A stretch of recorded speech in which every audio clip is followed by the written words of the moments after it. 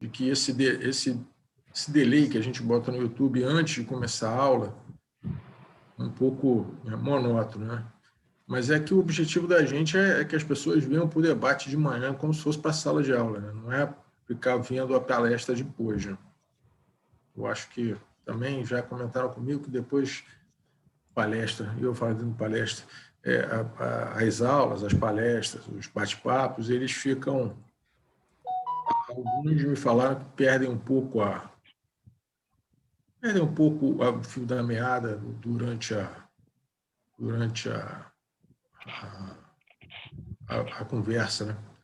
E, Valdir, diz uma coisa, você está no iPhone, Valdir? Estou vendo você aí, você está no iPhone?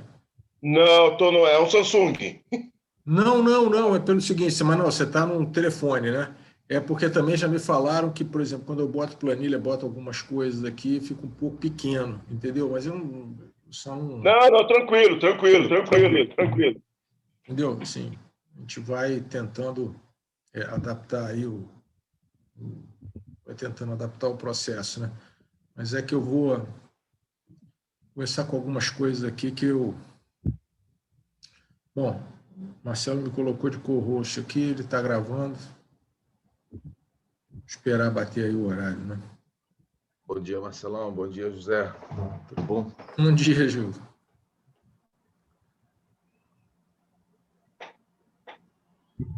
E aí, rapaziada, como é que tá? Tudo bem? Bom dia. Bom dia. Bom dia.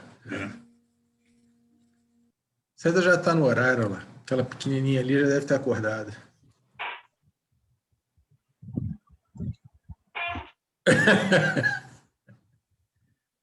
A pequenininha já acordou, né? Já passou, graças a Deus. Quer dizer, bom por um lado e ruim pelo outro.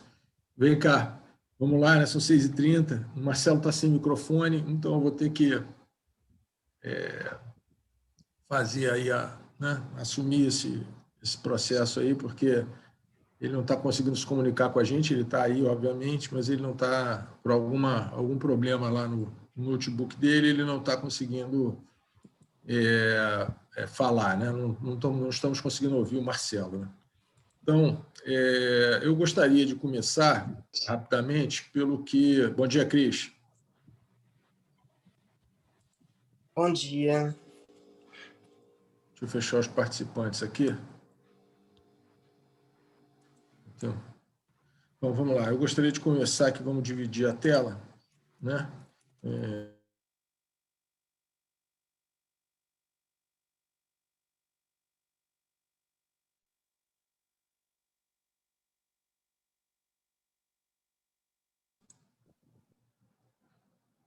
Marcelo, você está mutado aí, Marcelo?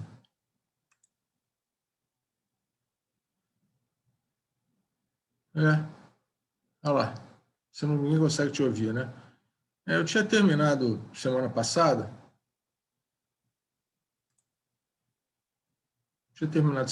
Nessa tela aqui. E o Valdir te perguntou sobre a questão do índice a 90 mil pontos e outras coisas, né? Na realidade, é o seguinte, a cada peso percentual desse aqui representa um financeiro, que é a multiplicação de uma quantidade teórica de ações, que eu não coloquei aí, tá? pelo preço da ação.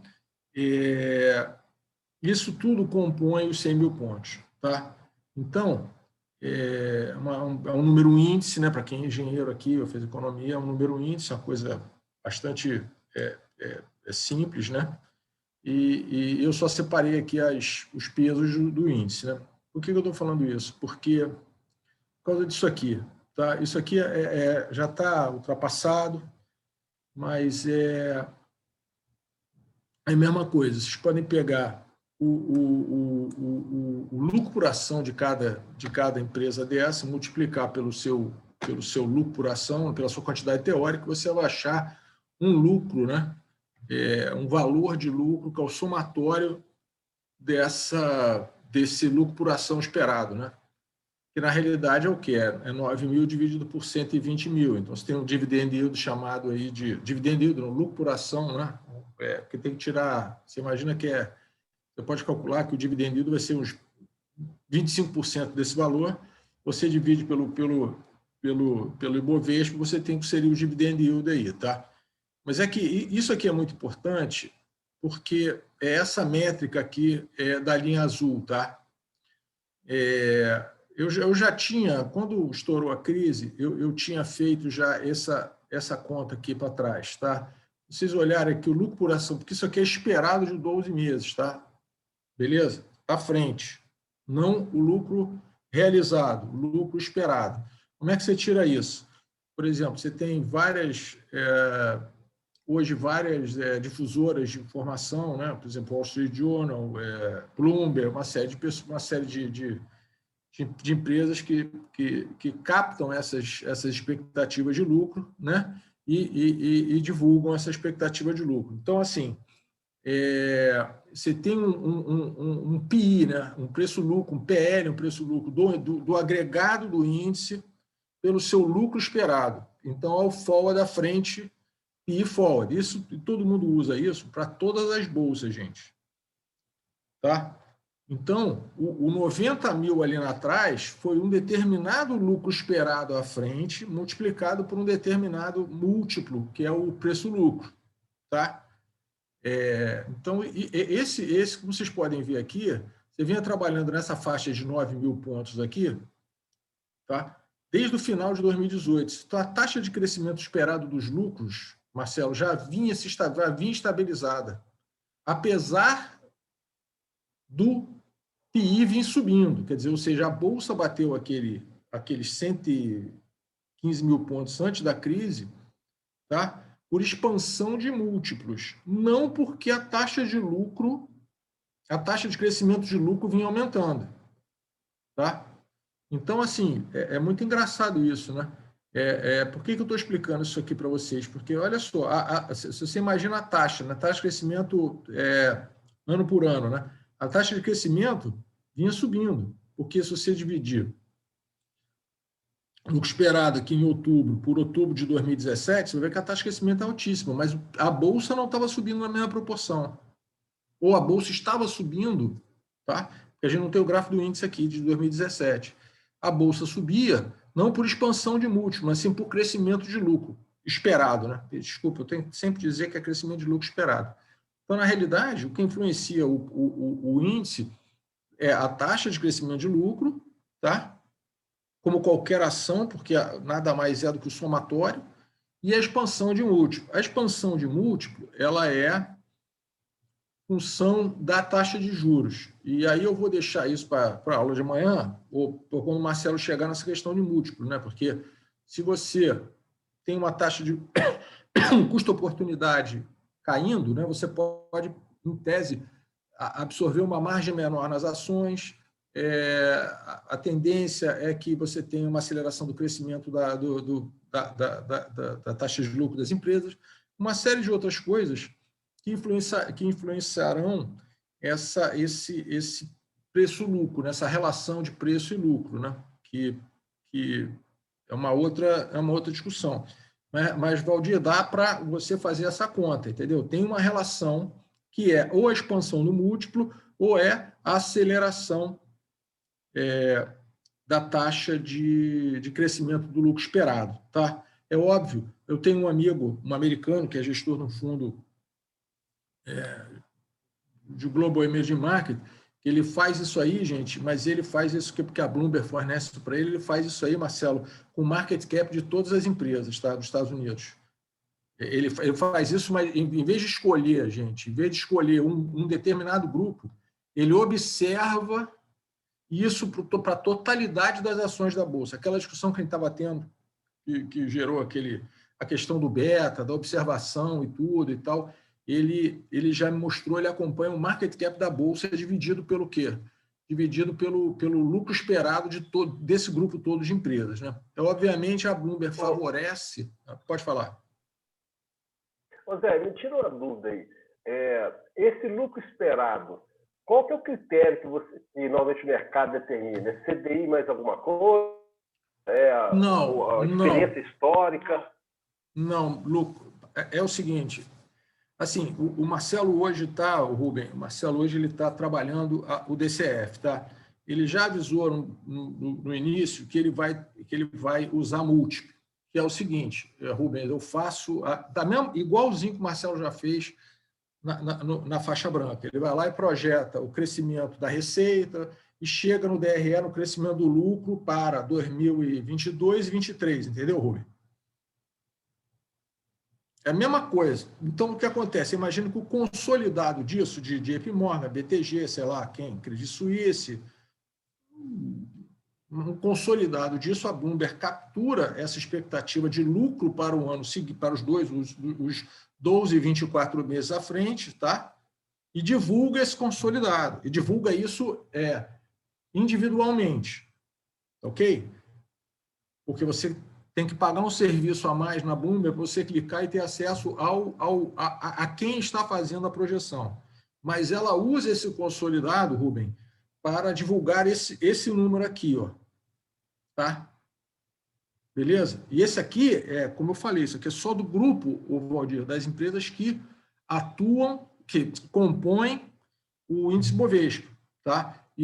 Poderia existir isso aqui para o índice Small Cap. O índice Small Cap é uma coisa que eu queria trazer aqui, eu vou trazer isso num outro momento, porque eu acho que, na minha concepção, pelo menos, o índice de Small Cap ainda é pior do que o Bovespa, entendeu? Porque eu vou falar para vocês, como eu não tenho mais acesso a Bloomberg, eu tenho que fazer na munheca mesmo, né? Eu tenho que pegar market cap e tudo, vocês vão ver, mais uma vez, Marcelo, o grau de dispersão que tem entre o valor de mercado dentro do índice de Small Cap, né? Aí nós vamos ter que discutir o que é Small Cap, né? Então, assim, a poluição nos índices do Bovespa, ela é muito grande e eu tenho que dar a mão à palmatória, que o problema, voltamos à questão das 300 ações. Para você compor um índice com 50 ações dentro de 300, não é trivial, né? Tem que começar a escolher muita coisa. Tá? Bom, por que eu quis voltar nesse assunto? Tá? Porque isso aqui, eu vou abrir a planilha, tá? Isso aqui é um chamado Stock Guide. Tá? Isso aqui, todos os bancos, ativa lá o Pedro, que eu não sei se ele está hoje, mas ele vai participar comigo aqui em algum momento. O Pedro transformou isso num guia de ações, só brasileirou o negócio, né? E eu vou abrir a planilha para vocês verem a complexidade da planilha, porque a Ativa disponibiliza isso aqui para os clientes. Marcelo, eu só coloquei a questão dos múltiplos, tá? Porque é difícil você fazer um DCF, né? Porque vai ter que discutir a questão do AC e tudo, né? Mas existem na Ativa, todos os bancos, todos os modelos de DCF para todo mundo, tá? Mas olha só, o que as pessoas divulgam é aquela tua aula de sábado, Marcelo, tá ali, ó. O beta e a volatilidade, a variância lá de curto, porque são 20 dias úteis e 260 dias úteis, ou seja, um ano mais ou menos e um mês. É para você entender qual é a relação da volatilidade. E só voltando à aula do Marcelo, a questão do tamanho da amostra, Marcelo, que é o seguinte, aqui o que ele faz? Está vendo aqui, JBS, está vendo? Está com 60 aqui de vol anualizada, porque pega o período, quando você volta, você pega aquela variância que o Marcelo explicou de sábado, do período da pandemia. Quando você pega os últimos 20 dias, ou seja, os últimos 30 dias corridos, os últimos dias úteis, a volatilidade do JBS cai muito. Tá? Por quê? Porque você está anualizando aquele negócio da multiplicar por raiz de 252 que o Marcelo mostrou, você anualiza um período menor. Então, você tem a mesma base de comparação, só que você tem uma amostra menor e menos volátil. Né? Assim, fui eu que pedi para o Pedro colocar isso aí, porque eu queria, na hora de montar a carteira, Marcelo, eu queria ter ideia do que era. Eu comparava a vol mais longa, por causa do período da pandemia, né? Com a vol mais curta. Vocês veem, o Valdir, você que perguntou muito do índice, olha a questão do índice aqui, ó, tá vendo? Como a volatilidade do índice Bovespa também é menor, tá? Porque, como o Marcelo mostrou, é o desvio padrão daquela variância que, na época lá da pandemia, de março para cá, ficou muito grande. À medida que você for andando esse ano para frente, essa vol de longo prazo, ela tende a convergir para a vol de curto prazo, tá? Por quê? Porque você vai tirar aquela amostra de variáveis de oscilação muito forte, Marcelo, tá? E aí você tem aqui, né, Marcelo, os comparáveis, né? Aí você tem os múltiplos, né? V/EBITDA, preço-lucro, isso aqui o valor, é o patrimônio líquido, tá? Esqueci o que é isso aqui, mas porque eu falo muito em inglês, né? O book value, é o patrimônio líquido, é o preço ou patrimônio líquido, né? Então, assim, você começa a ter as comparações, tá? Entre o que é a Vale, só que a Vale aqui, eu já falei para o Pedro, né? Na realidade, você tem que comparar isso aqui com BHP DPA é valor Rio Tinto. patrimonial da ação. Isso, valor patrimonial da ação, é isso aí. Então, assim, você começa a ter uns problemas aqui entre o setor, por exemplo, a JBS aqui, você tem que comparar com Tyson Foods, tá? Eu estou falando isso porque eu tenho essa planilha, né? Eu estou me dando ao trabalho de buscar essas informações em outras fontes e não a Bloomberg, né? Que eu tenho acesso. Então, eu faço uma planilha fazendo os comparáveis, né? Então, quando você pega uma planilha de um banco interno, quando você pega um stock guide desse, Valdir, ou quem está aí, William, tudo, você pega isso de um banco internacional, você vai ver ele comparando esses múltiplos e outras métricas, entendeu? Com os pares internacionais, tá? Por exemplo, os em Minas com a Nucor e assim e por aí vai, tá? Porque você fica um pouco mais você tem um parâmetro maior, né? Parâmetro melhor, né? Antes de entrar nesse slide aqui, eu queria voltar. Eu não sei, agora eu tenho que fazer o share screen aqui. Stop share. Eu queria dividir com vocês outra coisa aqui rapidinho. Bom, gente, é isso aqui, olha. Vocês entenderem. Tá vendo? É isso aqui. Isso aqui, como diz o Pedro, né? Não tem nada, né? Tem nada. O que o pessoal usa é muita outra coisa, muito mais do que isso aí, né? Tá? E aí você vem aqui para aquela questão que eu já tinha colocado, que eu só coloquei essa parte que ele chama de o risco, os múltiplos aqui, tá? Então, por exemplo, aqui, você está falando price to book, deixa eu achar banco aqui, onde é que o Pedro botou banco? Ah, tá aqui, Itaú. Então, na realidade, é mais aqui o price to book aqui, Valdir, tá vendo? Você vê que tem uma certa questão um pouco mais homogênea aqui em relação a price to book. Você tem aqui o atual que distorce, está 5 vezes price to book, entendeu? E Valdir, olha só, você usa muitas vezes o PI aqui para banco também, que é uma coisa mais homogênea e também homogeniza bem, tá? Aí você vem aqui com os PIs enormes aqui de baixo, tá? O que acontece? A B3, ela é considerada um financial, tá? E você coloca nesse grupo, mas na realidade não teria muita... É complicado de colocar nesse grupo aí, tá? Aí você começa, quando você vai vendo isso, quando você olha isso agrupado, você começa a ter as ideias do que é, por exemplo, petróleo, entendeu? Por exemplo, petróleo não preciso nem olhar, que eu já sei que vai dar, Marcelo, o pricing é 4 vezes e meia, 5 vezes EBITDA. Então você começa, entendeu? A ter umas ideias do que é margem. Margem de petróleo é mais ou menos 40%, 45% de margem EBITDA. Então, eu começo a poder fazer as contas ao contrário. Mas isso aqui é porque eu olho esse troço, sei lá, não sei quantos anos, entendeu? Você começa a capturar esses detalhes. Por exemplo, varejo é um troço que normalmente trabalha, que é PI, né, para preço-lucro, né, sei lá, 20 vezes é um número, um número de... quando você ouvir assim, pô, fulano de tal está trabalhando sei lá, loja americana, trabalha 12 vezes PI, está baixo, entendeu? Está barato. E aí você tem que investigar. É por isso que as aulas do Marcelo são fundamentais para essa brincadeira, porque aí você passa a ter que investigar por que aquele PI está baixo. Porque, Valdir, como você viu, quando eu te mostrei no início, você tem duas coisas para caracterizar o PI, né? Numerador e denominador, ou seja, por que está com o PI baixo? De repente, porque a taxa de crescimento de lucro daquela empresa está baixa. Mas por que está baixa? Porque o cara está tendo concorrência, o cara está expandindo para o lugar errado, ou então, naquele período, ele teve, Rubem, naquele momento, naquele trimestre, ele teve uma questão contábil onde o lucro dele foi menor, que você tem que eliminar o não recorrente e olhar o lucro recorrente, entendeu?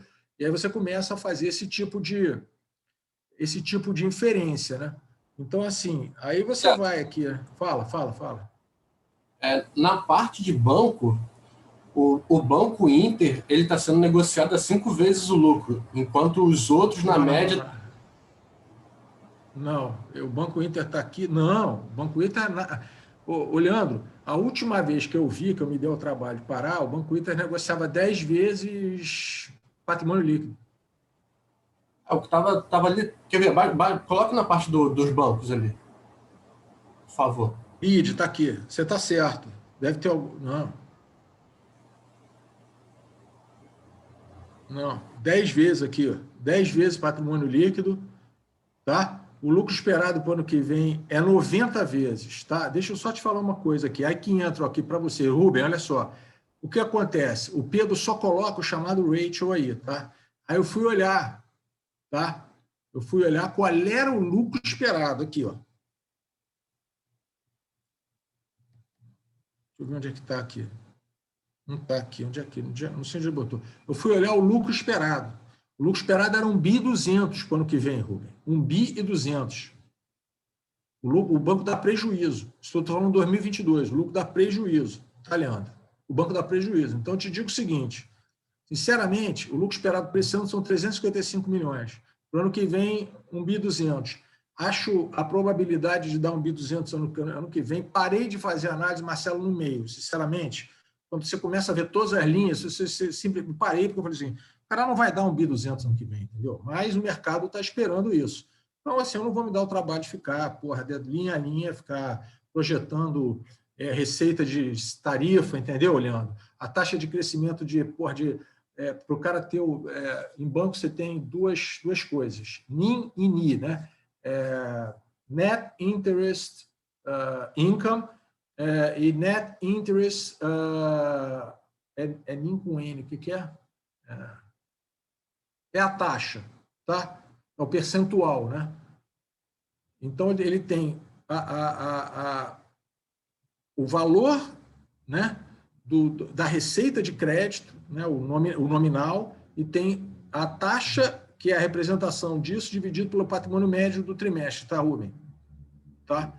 Então, assim, quando você começa a olhar esses números separados, você começa a ver que a taxa de crescimento de receita do cara tem que ser boçal, o cara tem que, sei lá, em 2 anos, o cara tem que mais que duplicar a carteira de crédito dele para ele ter essa receita esperada, para também triplicar a receita de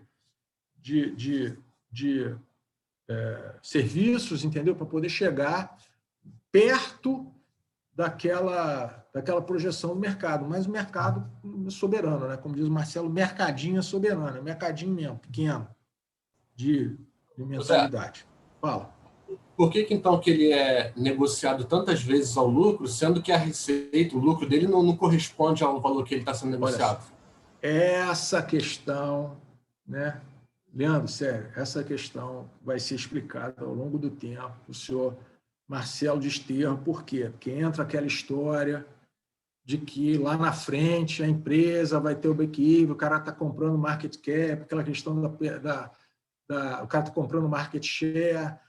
Às vezes o cara especifica um valor por número de correntistas. O mercado olha muito, no caso desses bancos digitais, ao aumento da base de clientes, entendeu? Porque o cara captura, por exemplo, vou te dar um exemplo. Se lembra há uns anos atrás, não sei se você pegou isso aí em Niterói, há uns anos atrás, os bancos começaram a vender, as prefeituras e governos estaduais começaram a vender as carteiras, vender a folha de pagamento, lembra? A folha de pagamento, exatamente. Por quê? Porque o banco dizia lá que era o seguinte, a cada cliente que eu tenho... peraí, Cícero, deixa eu só terminar aqui. A cada cliente que eu tenho, ele me representa tanto de receita, então eu posso pagar para ter o direito de ter essa folha comigo, né? Então, assim, é mais ou menos a mesma coisa. O cara projeta uma hipótese de receita por cliente para frente e acha que hoje a taxa de aquisição de cliente é menor. Então, ele gera valor para a companhia, entendeu?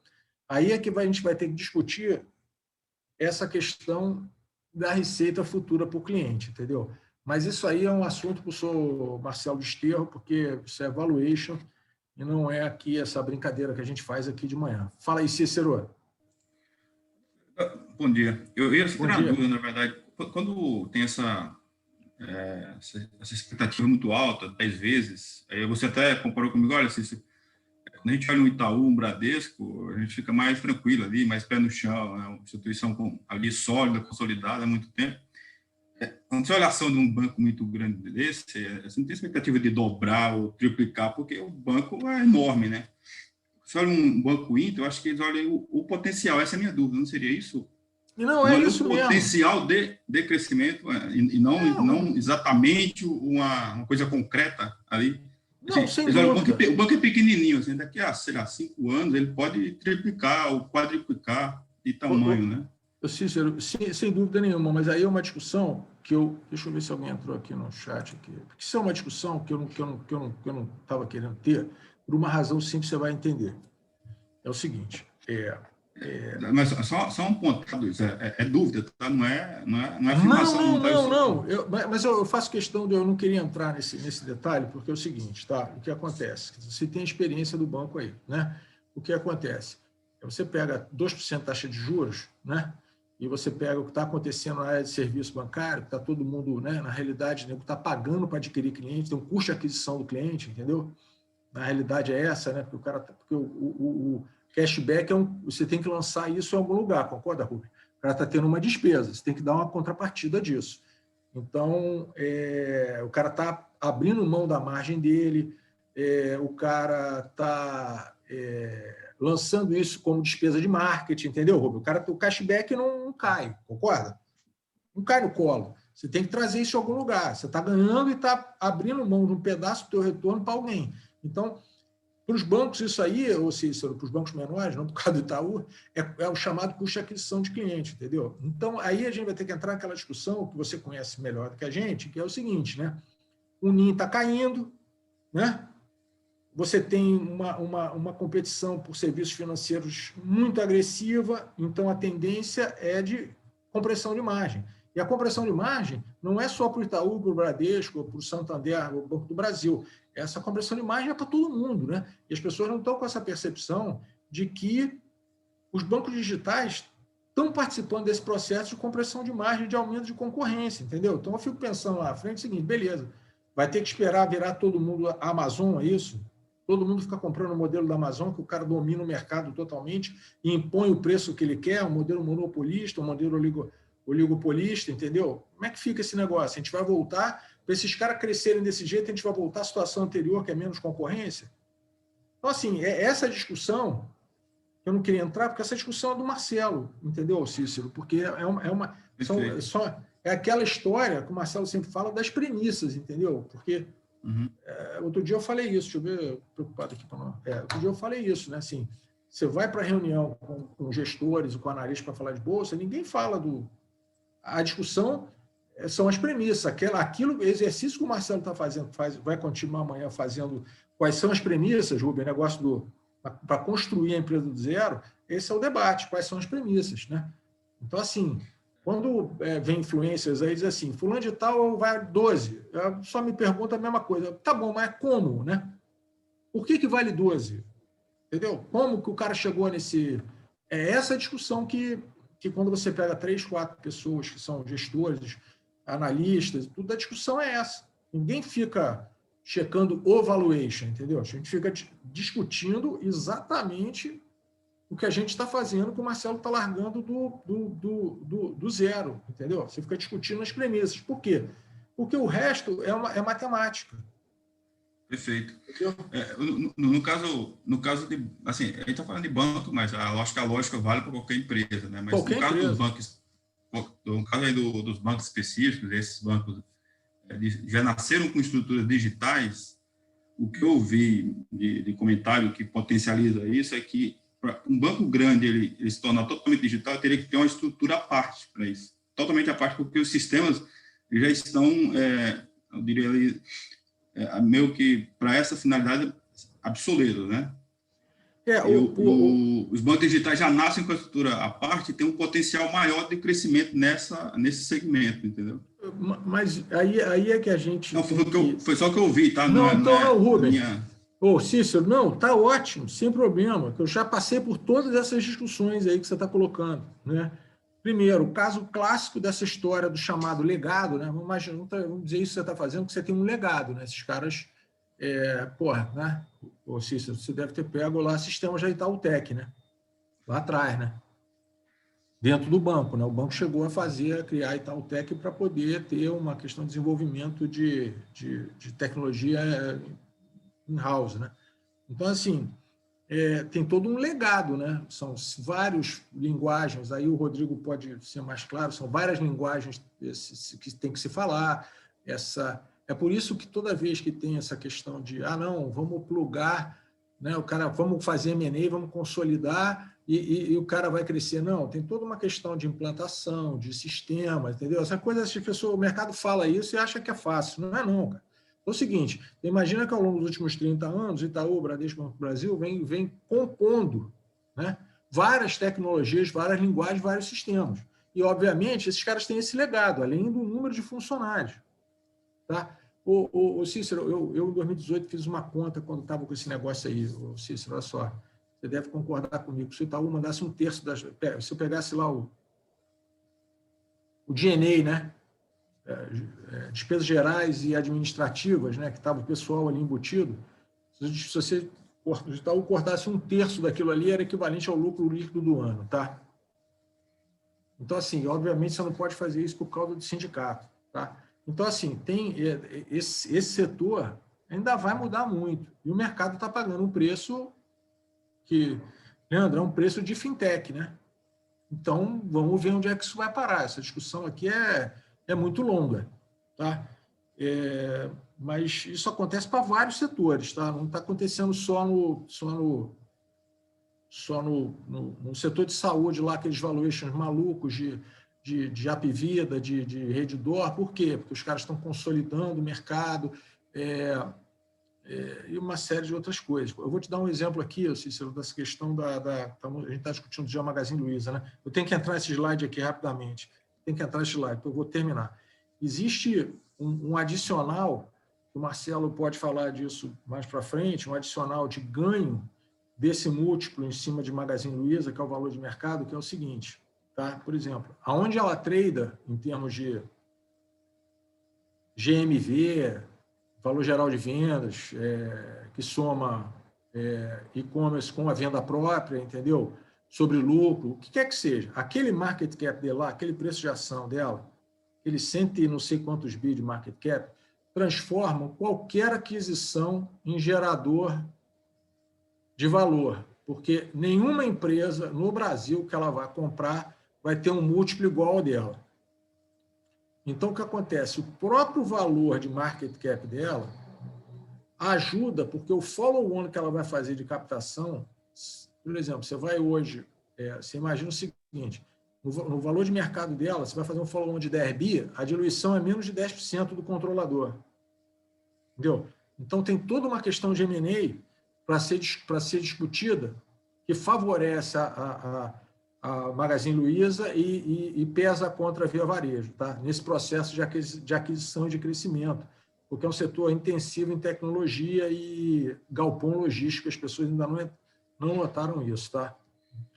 Bom, a aula de sábado do Marcelo encaixa perfeito nisso aqui. Eu tinha feito isso aqui semana passada, isso aqui está pronto há uma semana. Tá? Vamos lá. Eu só quero começar aqui, quem fez economia, aprendeu lá em Macro 1 que poupança é igual a investimento. Tá? Então, da poupança você consegue investir. Né? E aí você tem aqui 3 grandes... Posso ter esquecido alguma, Marcelo, não me lembro, tá? Mas, assim, vamos supor que você tenha 3 possibilidades de investir. Né? Renda fixa, renda variável e ativos reais. Tá? E aí entra a discussão sobre percentual, como é que você vai definir aqui quanto que você vai colocar em cada classe de ativos dessa, tá? Da tua poupança. Existem algumas possibilidades, Campani e Marcelo podem trazer isso para frente, eu acho que o Campani vai trazer, não sei, mas pensa o seguinte, gente, para os mais velhos aqui, os mais antigos, né? a tendência da gente é que a gente tenha menos fluxo de caixa à frente, né? A gente tem menos tempo de fluxo de caixa, então a gente tende a ter que fazer uma poupança maior na parte de renda fixa, tá? Ou na parte de ativos reais ali, que você vai comprar imóveis, outras coisas, né? Para ter renda. Enquanto a minha filha, que tem 24 anos, eu estou botando o dinheiro dela 100% em bolsa. Por quê? Quando minha filha olha à frente, o fluxo de caixa que ela tem, a probabilidade de gerar fluxo de caixa da poupança, do trabalho dela, é muito maior que a minha. É fluxo de caixa para frente mesmo, né? Quantos anos mais a gente vai ficar, ou a gente quer trabalhar, ou a gente espera realmente formar poupança em vez de pagar a conta, né? Porque você já formou teu patrimônio e você quer continuar trabalhando, mas você não está com aquele pique mais quando você tinha 20 anos e tudo. Então, é uma questão, Marcelo, que eu acredito mais atuarial aqui, entendeu? Na hora que você vai separar essa questão de classe aqui. É uma questão, ontem que o João falou, na questão da previdência do planejador financeiro. Porque, Rodrigo, assim, como é que você separa isso aqui, entendeu? Isso aqui é um start fundamental, porque você tem um percentual em cada uma. Você vai dizer que você vai trabalhar, como o Marcelo falou, você vai trabalhar com o desvio padrão, com a volatilidade. Cada ativo desse aqui tem uma volatilidade, tá? Então, assim, você pode criar um modelo que você quiser, mas eu acho que é uma questão muito mais atuarial do que especificamente, assim, como é que eu vou te falar, de propensão marginal ao risco, entendeu? Tá? Colher risco ou não correr risco. É uma questão muito mais de acumulação de poupança e de crescimento de poupança no longo prazo. Tá? Então, na renda fixa aqui, a gente tem basicamente dois grupos, né? Título público e título privado, né? Título público são as NTNs, que você pode operar pelo Tesouro Direto, e tem uns fundos dedicados aqui. Fundo de renda fixa, fundo multimercado, que tem uns que são muito focados em título público, com algum ganho, né? Os fundos que antigamente eram 120% CDI, quando a taxa de juros era alta, 120, 130, o cara tinha a maior parte do dinheiro do fundo aplicado em título público e usava o derivativo para compor essa receita maior, né? Esse diferencial de receita, né? E os títulos privados aqui são debêntures, né? Recebíveis, né? Fundos são os FDICs, CRAs e assim por diante, e os fundos dedicados aqui, basicamente FDICs. Por que eu coloquei fundo imobiliário aqui? Eu não mostrei, eu mandei isso aqui para o Campani, né? Óbvio, não. Doutor, eu mandei para ele antes. O Campani deu uma criticada aqui, porque ter colocado fundo imobiliário aqui, né? E aqui é o FIP, né? Fundo de Investimento de Participações são Private Equities, né? Vocês viram lá na apresentação da Mitai que muitas vezes eles fazem as operações com conversíveis, né? Com convertible. Ele entra com crédito com a possibilidade de transformar em ação. Então, existe essa possibilidade, existem FIPs dedicados a crédito, tá? Basicamente empresas fechadas, ou o cara pega alguma garantia, ou é um sales leaseback, tá? Sei lá, Rodrigo, deixa eu ver aqui, para os mais moços, sales leaseback é quando você vende algum imóvel e aluga ele de volta para o cara que você vendeu. Então, você faz caixa na largada e transforma, né? Realiza. Zé, né? Fala. Zé, eu fiz um artigo sobre sale leaseback, vai sair na revista da UF. Quando sair, eu vou colocar para todo mundo ver. É bem interessante. Dá um caixa interessante para a empresa. Exatamente, mas isso é uma discussão que teve no setor de... Cíntia, isso aí teve uma discussão muito grande no setor de educação ali depois de 2008, entendeu? Que é transformar, vamos supor, CAPEX em OPEX, entendeu?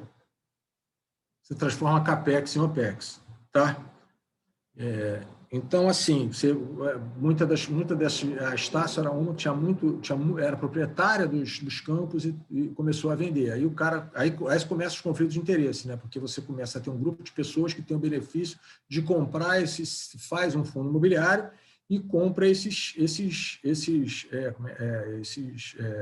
campos das faculdades. Então, tem uma outra discussão aqui que é grande. Mas eu queria usar o fundo imobiliário aí como exemplo de sale leaseback, como exemplo de crédito, um fundo que saiu há pouco tempo, acho que da RISA, é um fundo de terras, tá? Que na realidade é um sale leaseback ali. O cara vende a terra do proprietário da terra vende e arrenda e continua trabalhando a terra, ok? E tem uma opção de recompra lá na frente, tá, Cíntia?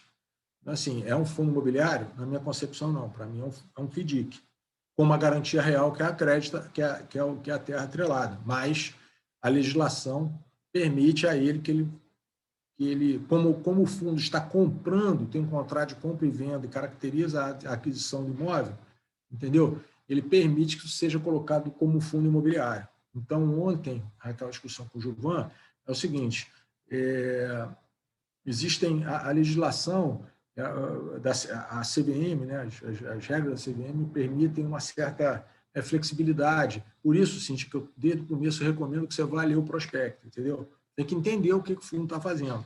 Você está cedendo crédito para o cara ou você realmente está comprando um imóvel. Tá? Vamos lá. FIAs, né? Fundo de ações listadas. Agora, a gente começou com essa questão de ações listadas no Brasil, exterior, e eu tenho que colocar aí, gostaria de colocar nessa questão de renda variável, os ativos ilíquidos, porque o ativo ilíquido, gente, o canal do ativo ilíquido, tá? A pessoa jurídica do ativo ilíquido é, sem dúvida nenhuma, o FIP, é o Private Equity, mas aquilo que o Amitai falou, né? Você não pode ter uma percentual muito grande da tua poupança aplicada nisso porque você casa, porque você não tem liquidez, você não consegue sair, entendeu? Então, assim, eu quis colocar em renda variável, não quis colocar em ativos reais. Você estará comprando um fundo, estará investindo em ações de empresas, tá? Então, é variável, pode virar zero ou pode multiplicar por 3 ou 4 vezes seu patrimônio, né? Mas ele é renda variável, não é um ativo real. Tá? E aí, com o Matheus, outro dia, Matheus Pontes, que faz engenharia florestal lá em Viçosa, né? A gente estava no grupo, a gente estava discutindo sobre commodities. Né? Então, assim, ativos reais. Né? Vamos lá, gente, aquilo que a gente pode pegar, né? Ativo real. Né? O brasileiro adora ativo real. Né? Então, você tem terras, né? Você pode comprar terras produtivas para poder ter renda, ou você pode comprar terras como imóveis de forma especulativa, não é isso? É a mesma coisa aqui. Você pode comprar imóvel para renda, para valorização, e os fundos imobiliários são o veículo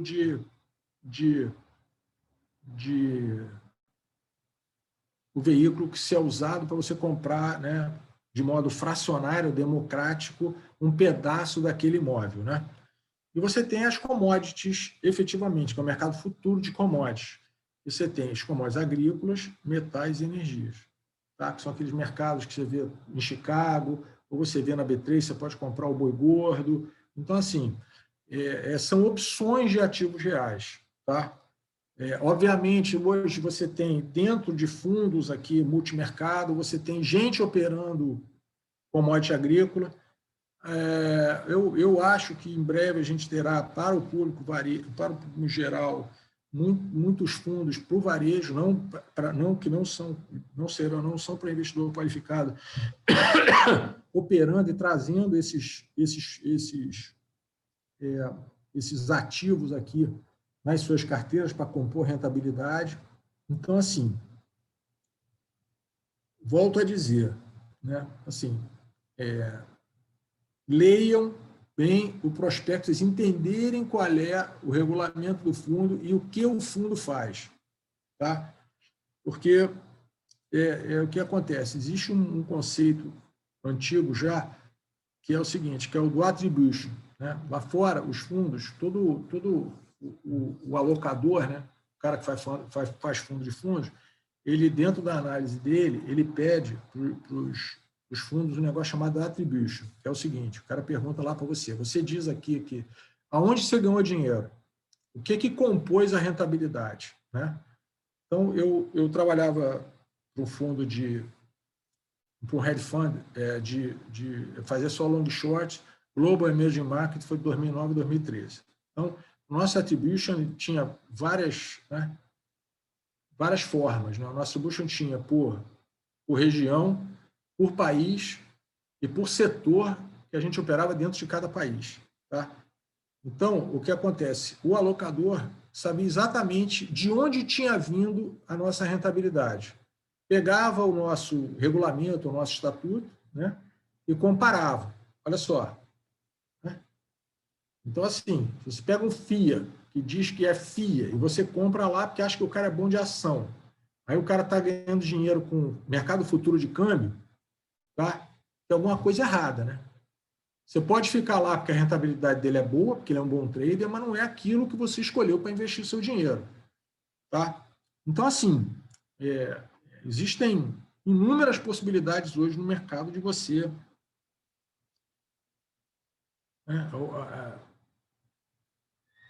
eu não posso ficar falando muita coisa, mas existem hoje, né, desde o começo aqui, para algumas pessoas que estão procurando no privado, eu tenho falado e recomendado sempre a mesma coisa.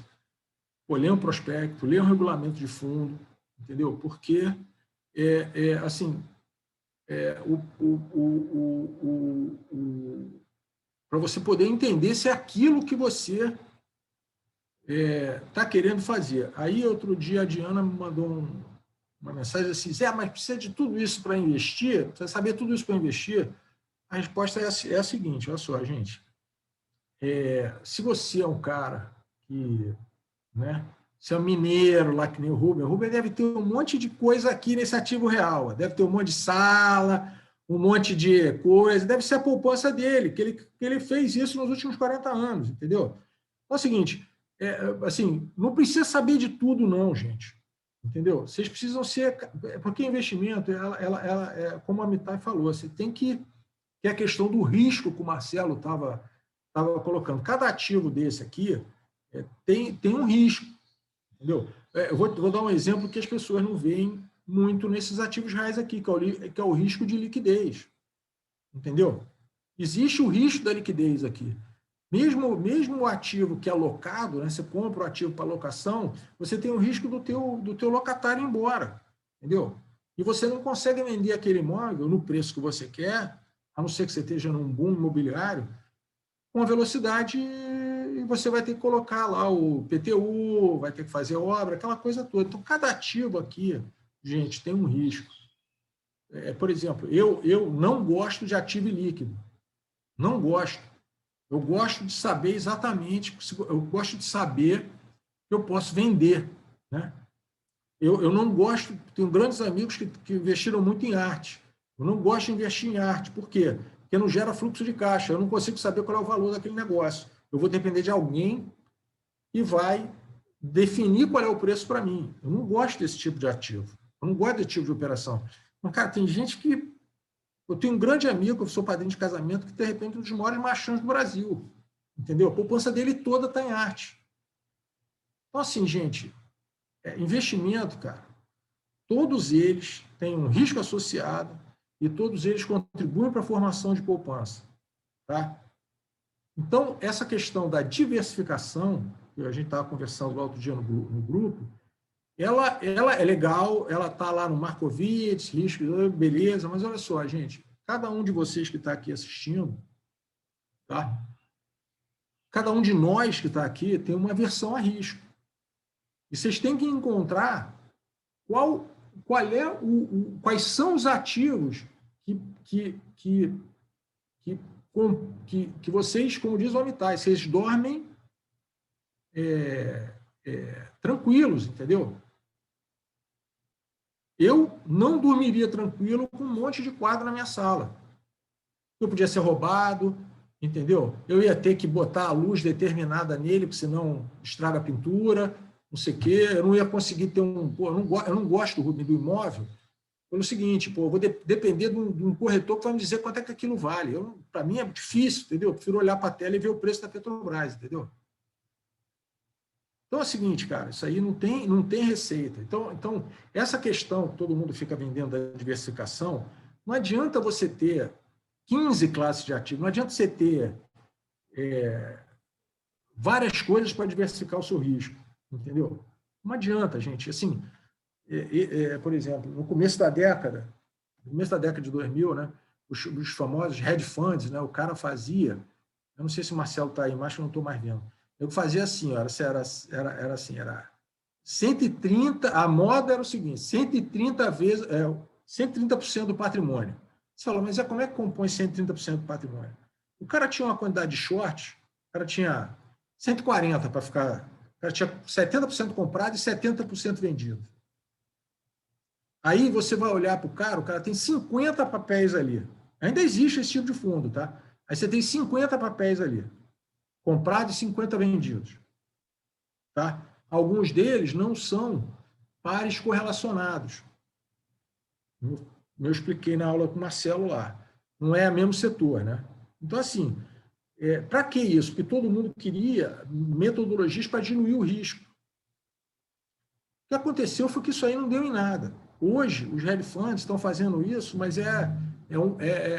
um fundo hoje com 20 ações, você tem muito aqui no Brasil, é um fundo considerado concentrado. Tá? Então, assim, porque com 50 ações compradas, 50 ações vendidas, de duas uma, ou você vai operar um fundo de forma quantitativa só, e vai operar só nas bases que o Marcelo mostrou no sábado, mais nada, questão de correlação, covariância, para você poder encontrar alguma desarbitragem nisso, ou então você vai ter que ter uma equipe de analista de 50 cabeças para poder analisar essa papelada toda. E o cara, para ter 70 papéis comprados, 70 papéis vendidos, o universo do cara são 500 ações. Então, ele tem que ter uma equipe lá, ele tem que ter 50 analistas, cada analista já acompanhando 10 empresas. Então, assim, é um custo enorme. Então, o mercado foi se moldando e foi adaptando a teoria, né? É exatamente por isso que eu não quero avançar em coisas do Campani, do Marcelo, porque é o seguinte, né? Eu posso falar do caso prático, mas eu tenho certeza que eles conhecem o caso prático, mas que vocês veriam a teoria mesmo com eles até poder evoluir para o caso prático, entendeu? Porque senão vai ficar muito largado. Fala, pode falar. Zé, qual a tua opinião sobre os fundos passivos, né? Os ETFs? Olha só, vou te dar a minha opinião aqui. Você tem ideia de qual a última vez que eu vi ano passado, para ver o resultado, lá pelo resultado da BlackRock do segundo trimestre do ano passado, tá? Então, beleza, então tem 2 ou 3 trimestres de defasagem. Me diz uma coisa, ela tem trilhões sob gestão, não é isso? Quanto é que você acha que é de fundo ativo? Não sei. Ela não tem 300 bi de fundo ativo. Ela tem 10% do asset under management, que é do valor sob gestão deles, em fundo ativo. O resto é tudo passivo. Entendeu? E é a mesma coisa, Gil. Olha só. Mesma coisa. Você quer comprar um ETF, não tem problema nenhum. Tá? Não tem problema nenhum. Vai abrir o ETF lá e vai olhar para ver o que você está comprando. Que é aquela discussão que eu tive, que eu estava querendo mostrar. É o seguinte. Foi no grupo outro dia. Tá? Por exemplo, o Marcelo trabalha na Sistac. Tá? A Sistac, né, vai classificar lá do setor de petróleo, um subgrupo chamado Oil Service. Tá? Agora, esse Oil Service, o Marcelo está mudo, infelizmente, cara. Você não tem ideia do que tem ali. O Marcelo faz a questão do subsídio. Ele tem um trabalho específico ali que ele presta de serviço. Tem empresas do setor de Oil Service que só fazem a parte de transporte de equipamento para a plataforma. Tem nego que só faz ou é focado em construção sei lá, aquela profundidade enorme, um negócio chamado árvore de Natal, que é onde você fixa no chão a estrutura e você bota o tubo fixo aqui. Você bota o tubo fixo, depois sai o tubo flexível. Então, assim, tem inúmeros, como é que eu vou falar? Subsetores, ou coisa que você vai classificar como petróleo. Por exemplo, o XLE é o ETF mais líquido de petróleo. Tá? Eu fui olhar outro dia de brincadeira. Tá? ele é 20% Chevron e 20% Exxon. Aí os outros 60% são todos pequenos. Você vai olhar, tem uma infinidade enorme de empresas ali, de várias naturezas, né, como o cara colocou lá. Então, o que me incomoda da questão do ETF é que não necessariamente você está comprando o que você espera comprar. Tá? Eu entendo o que está acontecendo hoje no mercado, que a multiplicidade de possibilidades de ativos financeiros faz com que você tenha que usar uma espécie de securitização. Você tem que juntar, porque senão você não consegue empacotar o produto. Tá? Senão um zilhão de coisas hoje, muitas possibilidades que tem. Então, volto a recomendar. Quando for... Uma outra dúvida, Zé, com relação ao ETF ainda. Não necessariamente o ETF vai comprar ali ponderadamente os ativos que o índice recomenda, né? Então, assim, o que você está falando é que ele, sei lá, assim, tipo, bola uma estratégia quantitativa para acompanhar aquele determinado índice. É isso? Não é um índice. O ETF ele é uma carteira, né? Ele é uma carteira de ações. A diferença que tem entre o índice e a carteira de ação é que o ETF é uma carteira de ação. O cara tem aquela quantidade de ações ou de derivativos, ou o que quer que seja que ele se propõe. Ele opera aquilo no mercado. O ETF é um fundo, tá? O ETF é um fundo passivo. Você compra a cota do fundo passivo, que nem você compra a cota de fundo imobiliário, entendeu? Ou de FIP hoje no mercado. Ele é um fundo. Tá? Então, por exemplo, o ETF desse que eu te falei do XLE, ele tem na carteira dele lá 20% de ações da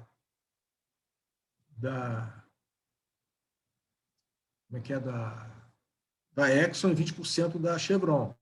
Quando você pega o BOVA11, ele tem aquelas ações na carteira dele. Tá? E aquela quantidade de ações que estão ali, que é proporcional, Valdir, à questão da quantidade da carteira teórica no Bovespa, entendeu? É matemático. Você que é matemático, Gil? É isso, cara. Número, índice, composição, aí vai entrar na probabilidade, por que você está colocando isso lá, entendeu? Aí a discussão é uma discussão que eu não vou entrar, como falei. Isso é para o Campani, isso é para o Marcelo, isso é para você, porque, entendeu? Assim, né? O que eu falei na aula de sábado é o seguinte, né? Obrigado. O que eu falei na aula de sábado é o seguinte, olha só. Assim, depois de 30 anos fazendo esse negócio, né, eu consigo entender, tá, o processo, a dinâmica, que é o seguinte. Daqui para frente, foi o que eu botei num gráfico que eu devia ter botado aqui para vocês, que é o seguinte. Quando eu coloquei, passou batido no grupo, que é o seguinte. Eu vou... Não sei onde é que eu salvei aqui no computador. A partir de 2016, tá, eu peguei e botei os 3 principais ETFs, tá? Então não tem nada, eu só comparei com o S&P, porque o S&P o S&P 500 ele é amplo com 500 ações. E está ali representados vários setores. Então você vê, de 2016 para cá, você vê uma clara rotação de alocação no mercado, que é vendendo empresas de petróleo, setor de energia, e comprando tech. Você vê essa rotação. Se a gente parar para olhar, é o período em que Apple, Amazon, tudo viraram empresas trilionárias, e você vê de 2016 para cá uma ênfase nessa questão de ESG.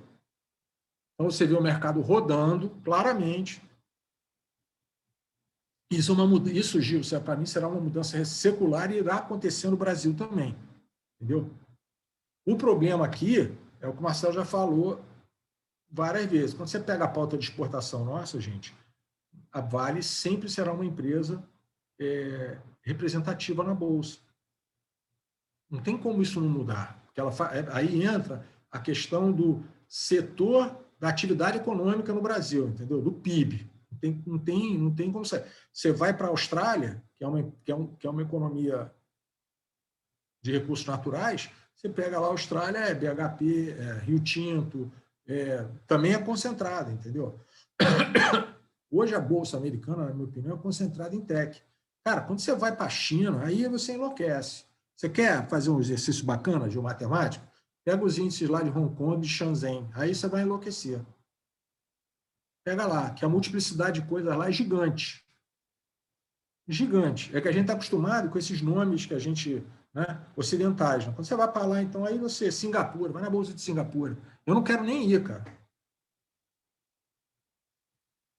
Entendeu? Então, assim, por isso é que eu quis colocar isso aqui para reforçar essa questão que eu venho falando desde que eu comecei aqui, gente. Assim, que eu acho que é o maior objetivo do Finanças na Prática, para quem quer usar a ferramenta de finanças para fazer investimentos, que é leiam o material de origem, leiam o prospecto.